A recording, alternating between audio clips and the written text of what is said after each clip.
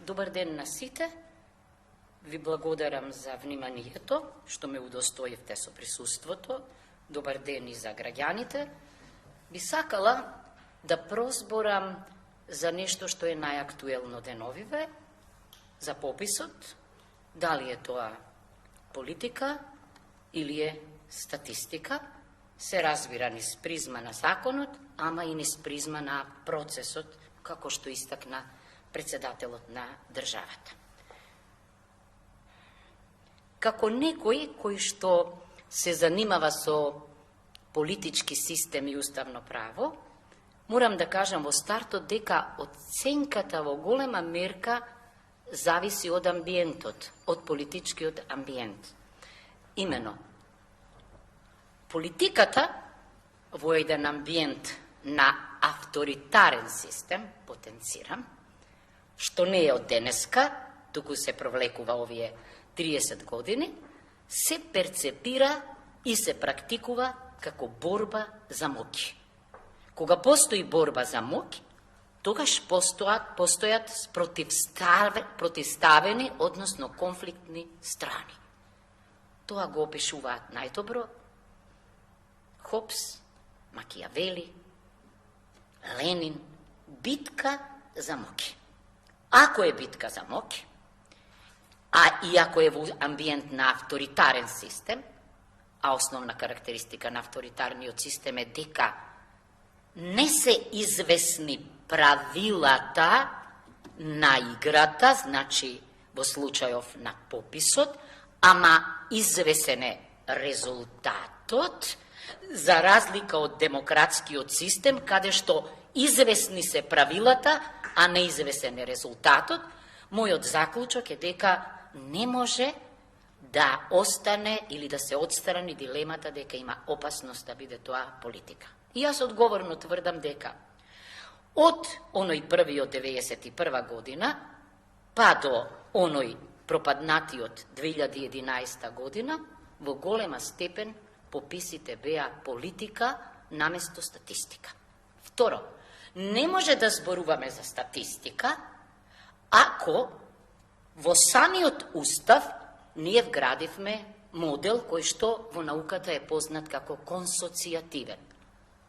Значи, не како асоцијација на граѓани и индивидуи, туку како консоцијација на сегменти или, најдобро кажано, лидери на сегментите.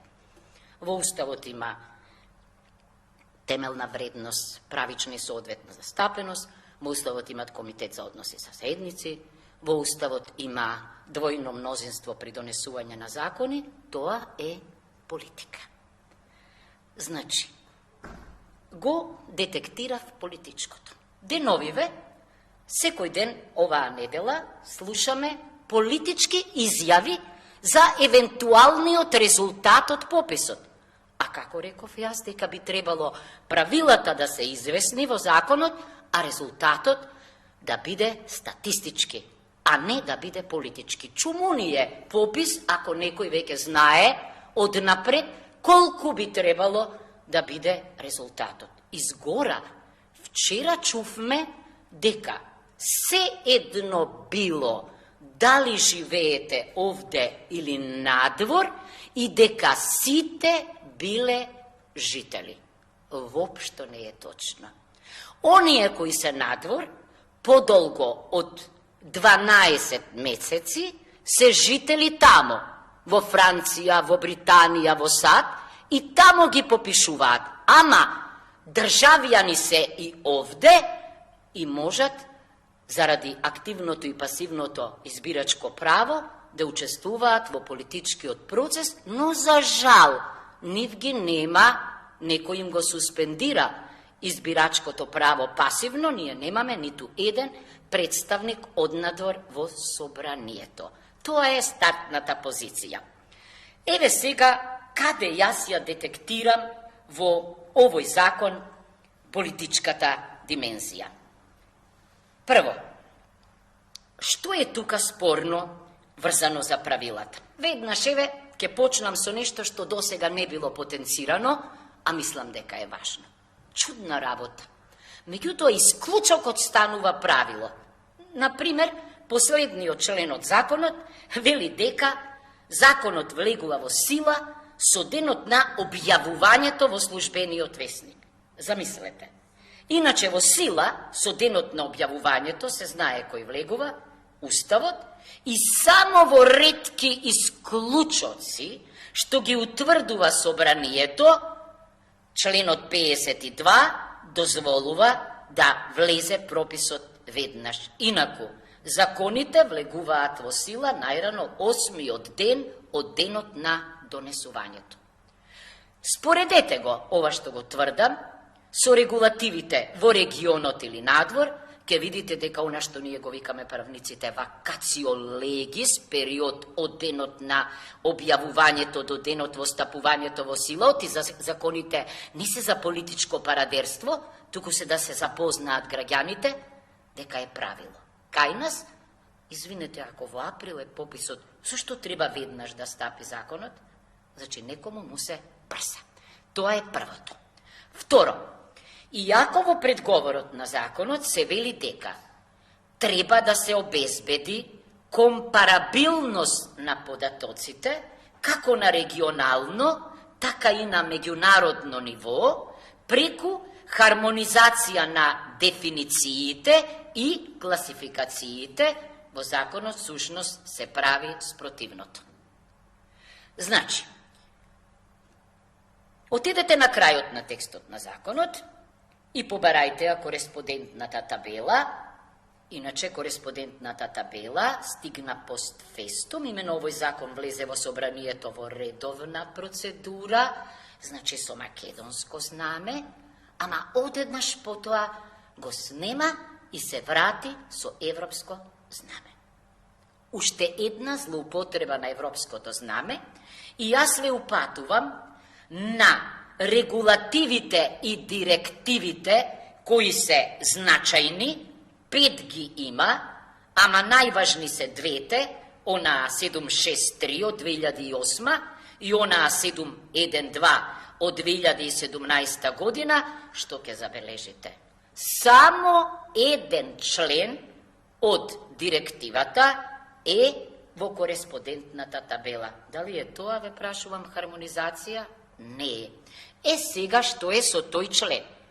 Тоа е еден општ член, кој што вели дека на 10 години мора да се соберат сите релевантни податоци кои што се од статистичка природа и служат за креирање на различни политики.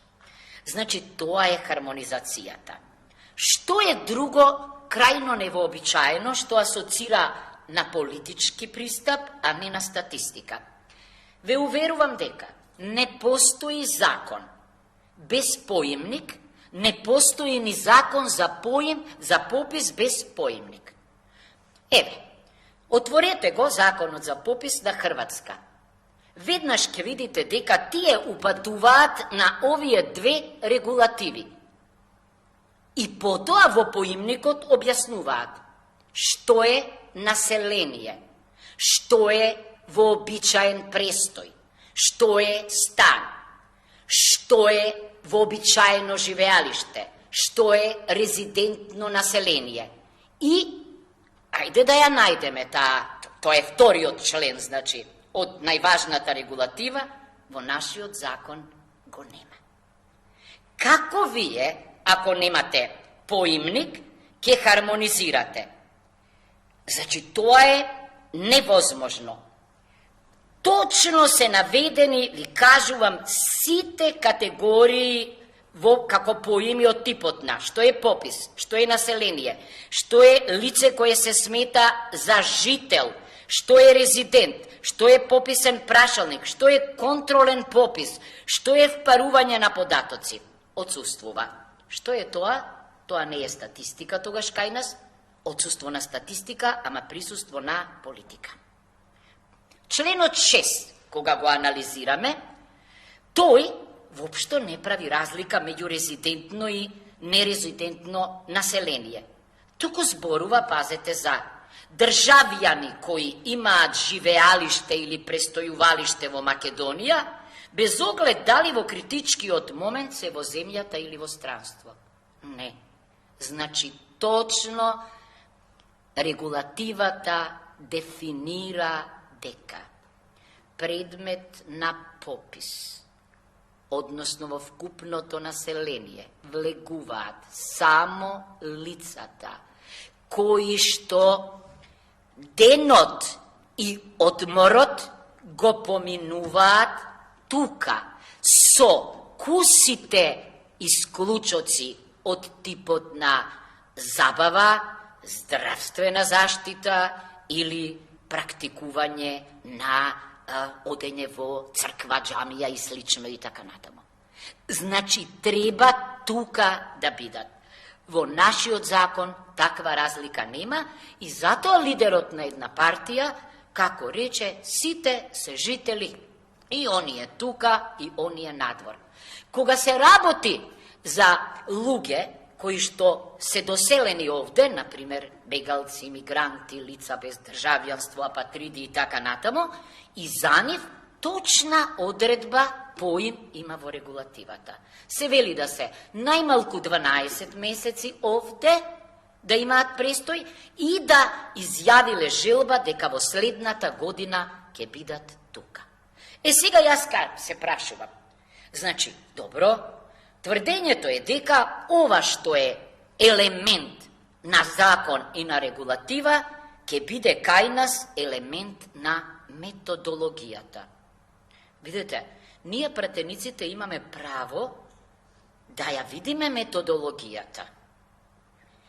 Методологијата во законите што ви ги посочувам, еве, да не одиме подалеку, бидејќи од иста држава сме произлегле, Словенија, Хрватска, Босна и Херцеговина, се законска материја. Ако не се законска материја, барем да ги видиме. Каде ја гледам тука политиката?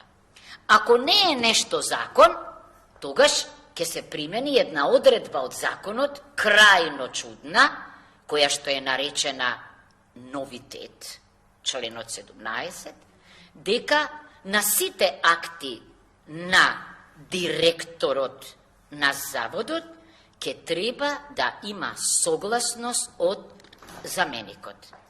Ова е чиста политика надвор од границите на правото. Еве зошто. Постои закон за државна статистика. Во него ќе ги најдете органите и надлежностите. Единствен орган кој што тамо, инокосен орган, фигурира е директорот. И тој екс официо по статус е член и на Советот. Се споменува заменикот, иначе за жал, и тоа треба да се смени, обајцата се бираат од владата, ако е директорот стручен, треба да биде во некое идно време, во футур, треба на поинаков начин да се бира, значи да нема влијание државата, меѓутоа нема да најдете за заменикот ниту една надлежност, па дури ни дека е член на Советот, а по овој закон тој е и член на Советот. Значи, веројатно тој ќе има влијание и врз методологијата.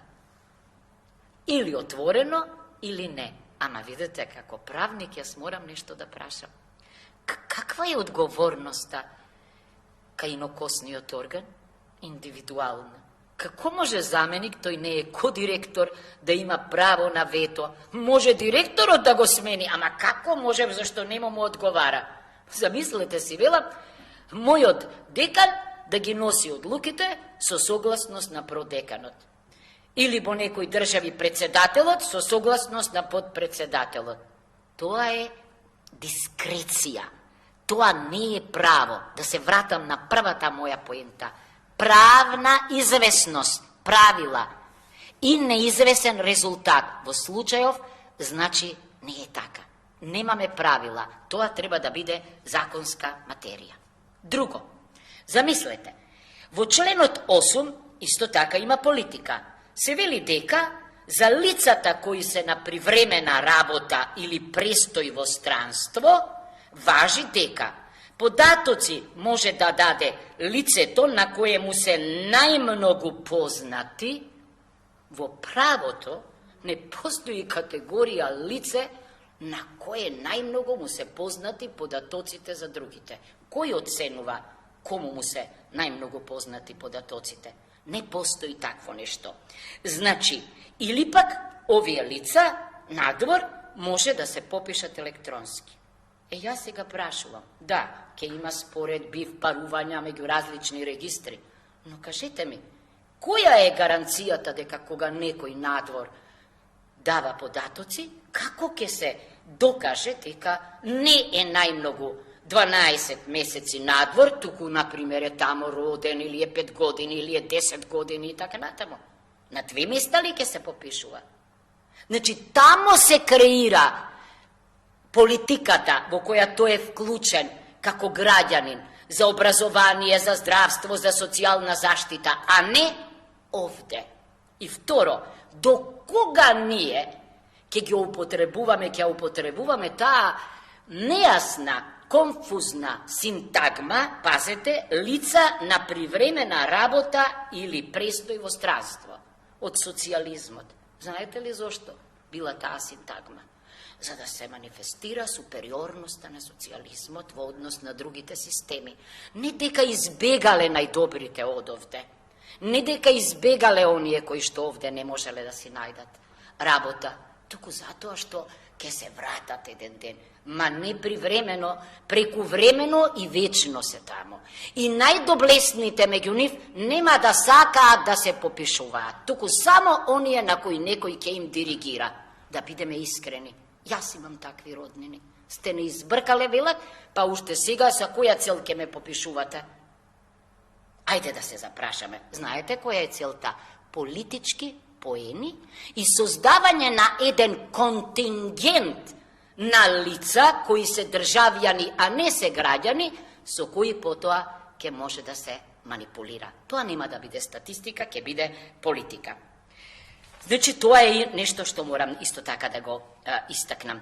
Понатаму, во сите закони за попис, можете да проверите вие, во посебен член се наведени податоците што се прибираат.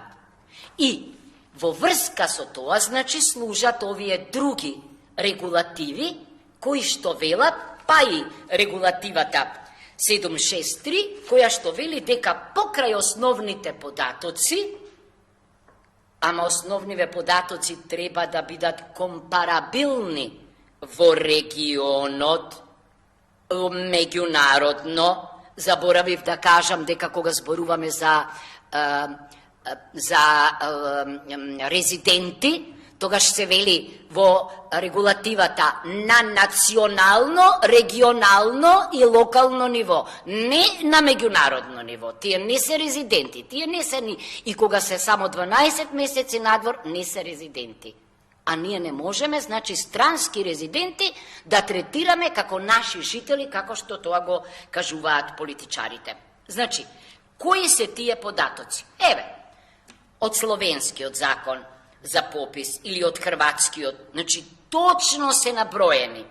Име и презиме, пол, датум на раѓање, брачна состојба, вид на заедница во која живеат, број на живородени деца, присуство во општината или отсуство, причина, времетраење, дали имаат друго државјанство, зошто се одселиле, какво образование, какво занимање, какви извори на приходи. Истото го има и за становите и за куќите.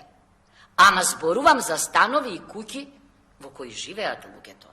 Значи, овде тоа го нема. На прашањето, зошто го нема, одговорот е, тоа ќе биде уредено со методологијата. Она што не е можно, не е добро. Значи, она што исто така сакам да го потенцирам како некој кој ја познава оваа материја, не е статистиката, туку политичката наука.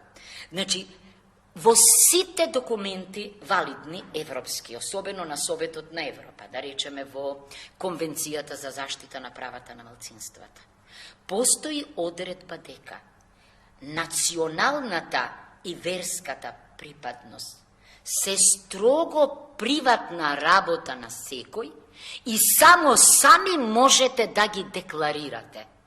Никој не може за вас, дури ни родителите, дури ни роднините, а најмалку некој што е информиран, да каже на каква вера и каква, значи, етничка припадност или национална припадност имате. Ова е многу важно, особено за кај нас. Јас реков, имаме ние силни елементи на етнократија, а не на демократија, отидемо се збир на граѓани, етно се збир на, значи, припадници на заедници, како што велиме ние, ова е многу важно прашање. Сега, наместо податоците што јас ги набројав и кои се редовна материја, во нашиот закон има еден фамозен член 10, во кој што вака пишува: се собираат податоци за географски карактеристики, демографски, економски, образовни, емиграцијски, етнички, религиозни, културолошки, инвалидитет и слично. Ова е Езопов јазик. Ова се еуфемизми. Значи, наместо точно да има раѓање, престојувалиште, живеалиште, брачна состојба, јас не знам како во таа методологија ќе се операционализираат географски карактеристики, етнички, културолошки и така натаму. Понатаму, во овој закон, освен за директорот и за Заводот за статистика, не се споменуваат надлежностите на другите органи. Се споменува дека директорот ќе го формира бирото, кој е орган на експерти внатре во Заводот за статистика, меѓутоа, да бидам искрена, многу пологично е Советот да го формира бирото. Советот има функција советодавна, иако е стручно тело, да дава мислења, но затоа политичка функција има нова надвор од Законот за статистика, заменик директорот. Значи, што сакам да кажам исто така? Мислам дека, кога се во прашање реонските инструктори, попишувачите, да, тие се регрутираат врз основа на јавен конкурс и се вели, под услов да се државјани, да се полнолетни, да немаат заснован работен однос, да имаат најмалку средно образование и така натаму, по мене многу подобро е по случаен избор тие да се бираат, по случаен избор да се бираат, и бидејќи ќе има и електронско попишување, значи, мислам дека е подобро да се со високо образование. Може некој да се пути, меѓутоа мислам дека треба да се попишуваат сите на својот јазик, но треба да стои дека попишувањето се врши на сите и на македонски јазик. Зошто? Па мора, ќе треба да споредуваме. Некој ако го чита Уставот, амандманот 5, ќе види дека секаде фигурира покрај македонски јазик, за да можеме да споредуваме. Тоа не е национализам, туку е код за комуникација. Каде политика гледам? Веќе реков, пазете сега, податоците овде ќе ги дава за отсутните, оние на привремена работа и престој, оној член на семејството кому му се најпознати. Ова не е правен израз. Како тоа? Кој ќе утврди? Дома ќе се договорат кому му се најпознати. Си има добро кој дава, како што напишале за до 15 години родителите или возрастен член и така натамо и така натамо. Никакви документи за идентификација не се даваат, не се бараат, освен матичен број. Видете, со матичен број работите стојат поинаку. Да, државјанство можете да одредите, меѓутоа, мислам дека и некои други документи се потребни, за да може да се утврди дали се работи за живеалиште, за вообичаено живеалиште овде. Исто така мислам дека она што директорот го кажува, интересна работа, дека нема потреба од одредба за контролен попис на 2% од пописната маса од како ќе заврши, е вообичаено и дури е напишано во регулативата. Значи, вие треба еволуација да направите на она што сте го работеле. Во другите закони, тоа е во поимникот, утврдено. Што значи 2%? И се разбира она што ми се чини деновиве крена прашина. Јас како правник не сум кривичар, меѓутоа ме интересираше околу казните. Зошто? Бидејќи, ако е статистика, а не политика, кога ќе ги видите законите за пописите и во регионот и надвор, ќе видите дека кога се работи за попишуваните, за граѓаните, недавањето на податоци секогаш е прекршок. Никогаш не е кривично дело. Значи, кривично дело кој може да стори? Оние кои попишуваат, оние кои што даваат лажни податоци, меѓутоа не оние кои што решиле, може би од здравствени причини, бидејќи слушаме за мутации на ковид и така натамо, да абстенираат.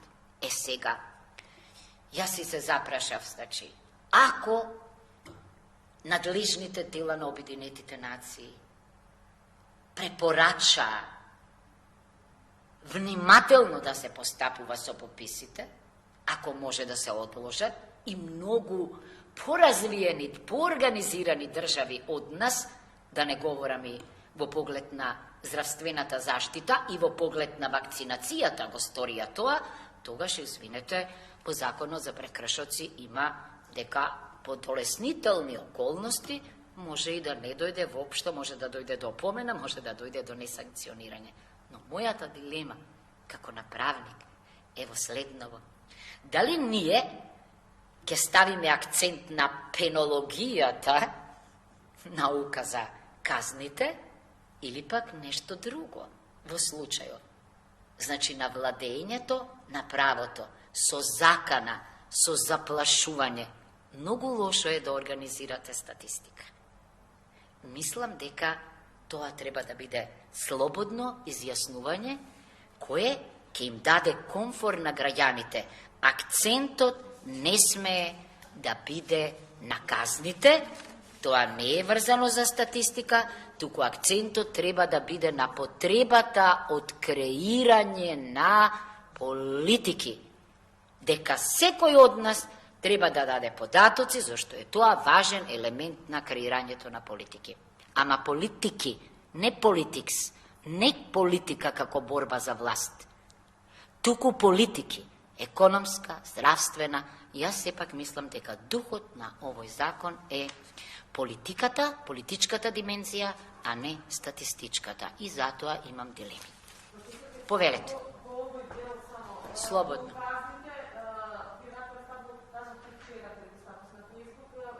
Па и на седницата.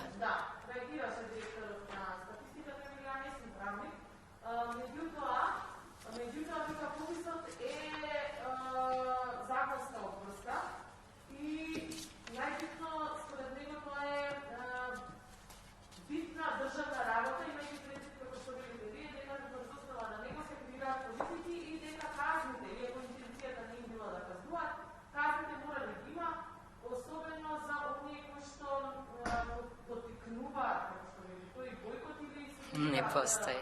Сугерираат на бојкот. Така. Стои на ставот дека тој ќе поднесе пријави за сите тие за кои што смета дека потикнуваат, и кој неа судот нека одлучи дали ќе ги казне, бидејќи на тој начин ќе се саботира целата операција. Дури сега не ми е јасно. Видете, значи, во самиот закон за попис се упатува на законот за прекршоци. Значи, во законот за прекршоци има член 21, 22, 26, кои јас ги цитирав, во кој што апсолутно не се санкционира поттикнување. Не постои поттикнување, квалификација.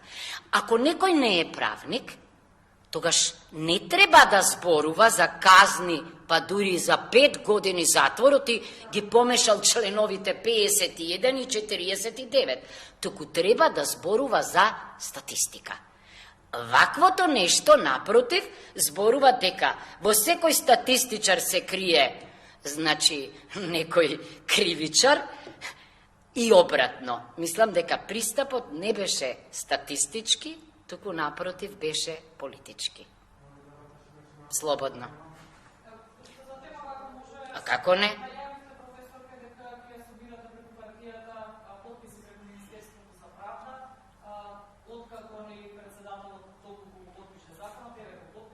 Да.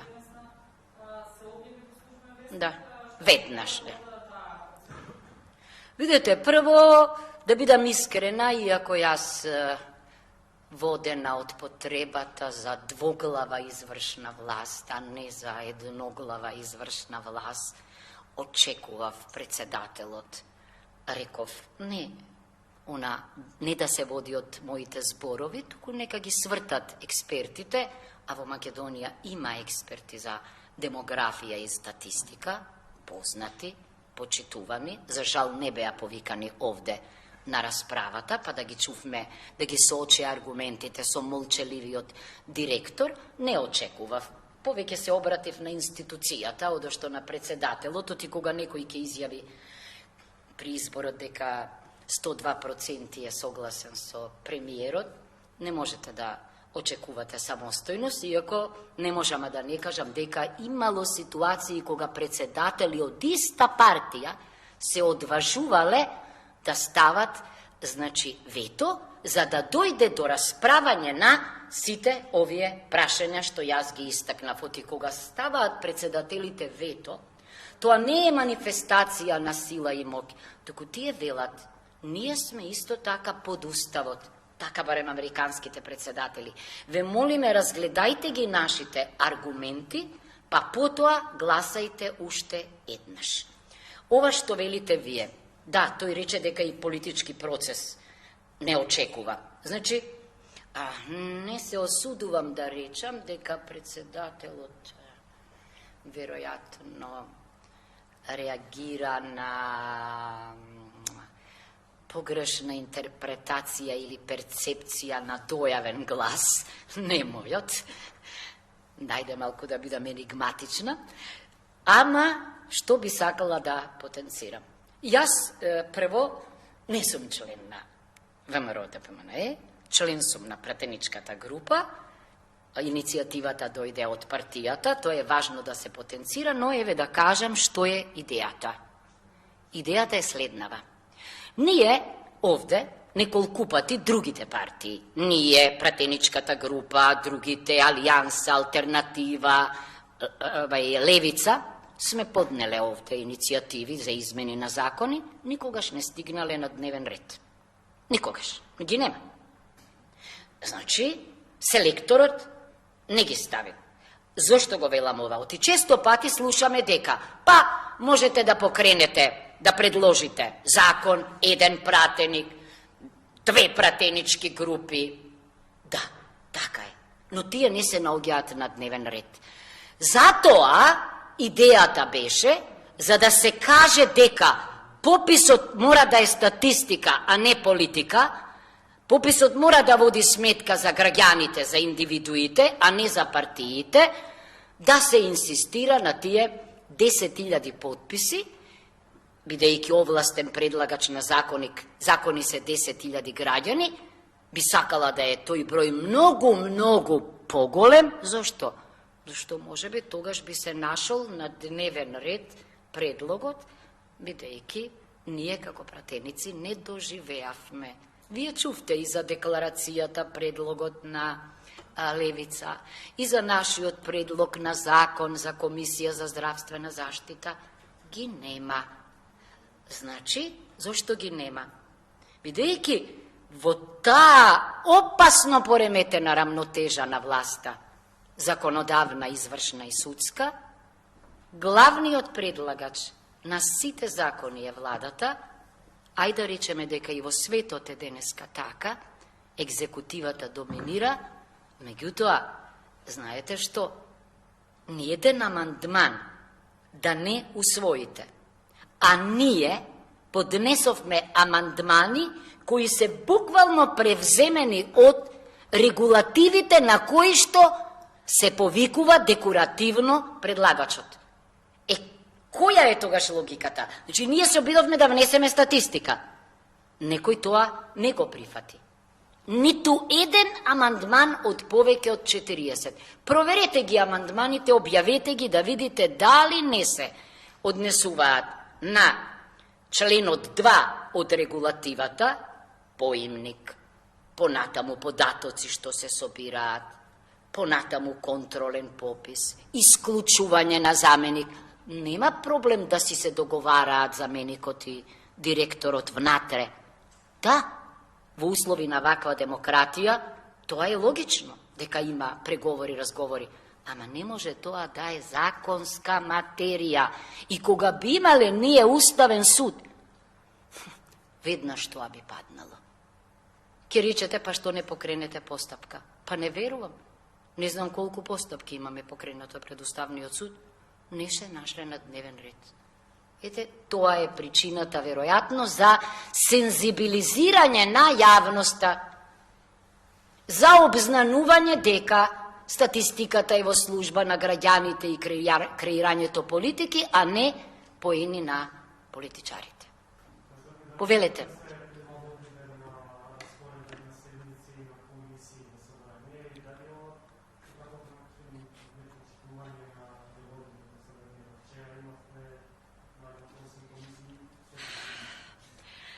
Миле Адриан, ме ставате во непријатна ситуација, бидејќи јас сум една од оние која што вели дека не постои парламент без календар. Проверете. Сите парламенти за мандатот или за една година или квартално имаат распоред во кој што пишува кои денови ќе има седници пленарни, кои денови ќе работат комисиите, кој ден ќе биде за средба со граѓаните. Како да го планирате времето кога вие немате ваков преглед? Не само парламентите, било кои органи, еве на Телеком одете, ќе ги видите датумите на сите седници. Значи, ние мораме час поскоро таа работа да ја завршиме, но на неа мораме да надоврземе и нешто друго. Почитување на деловникот, онаа одредба дека точката што е на дневен ред мора да биде 10 дена претходно во информацијата најавена или на комисиите 5 дена порано. Видете, не сум јас джубокс, па така си читам закони кои што биле доставени, стотици, и кога ќе ме приклучат, веднаш треба да се подготвам. Тоа е неодржливо. Второ, убаво рековте. Ајде, фрлете поглед на седниците во другите парламенти да видите точки. 10, 12. Ние во еден ден имаме по 3 седници. И сега многу интересно. Почнувате, замислите, прво со подоцнешната, со 31, па се враќате на 29, па одите на некоја друга. Тоа е невозможно. Значи, мора да се вратува на првата констатација. Демократија значи утврдени правила на извесен резултат. Значи, ако немаме ние правила овде, нема да бидеме подготвени. И тогаш што станувате вие? Гимнастичар. Само кревате рака. Инаку треба да се подготвите. Треба компаративно да споредите. Ете, тоа е нешто што час поскоро треба да се среди. На секое прашање зошто и кога ќе добиете одговор, па тоа е во рамките на Жан Моне. Процес. Пазете сега. Во рамките на оние надвор во Европскиот парламент им е поважно од нам каква процедура ќе имаме, па јас како жена намерно реков, па зошто кога зборувавме за родовата еднаквост, велам, па дајте Жана Моро да отвориме еден процес место Жан Моне, па да ги средиме работите час поскоро. Благодарам.